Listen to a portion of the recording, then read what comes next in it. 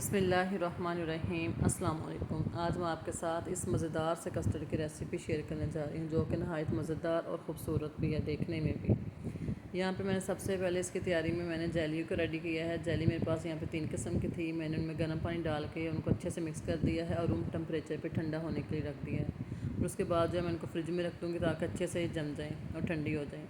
यहाँ पे मैंने स्ट्रॉबेरी फ्लेवर का कस्टर्ड लिया है, जो कि बच्चों को बहुत ज़्यादा पसंद है, इसलिए मैंने यही फ्लेवर चूज़ किया है। आप अपनी पसंद के हिसाब से जो मर्ज़ी कस्टर्ड इसमें ऐड कर सकते हैं।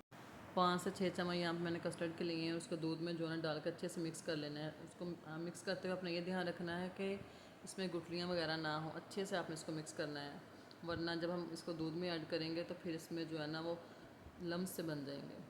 और दूसरी तरफ जो है ना मैंने दूध को बॉयल होने के लिए रख दिया था। इसको बहुत ज़्यादा मुकम्मल बॉयल नहीं करना, लेकिन जैसे थोड़ा सा गर्म होता है तो उसमें चीनी और इलायची डाल के साथ ही आपने थोड़ी देर बाद कस्टर्ड को ऐड कर देना। अगर ये बॉयल हो जाएगा तो फिर उसमें जो है ना गुठलियाँ बनना शुरू हो जाएंगी, इसलिए हमने बॉयल होने से पहले इसमें ये पाउडर ऐड करना है।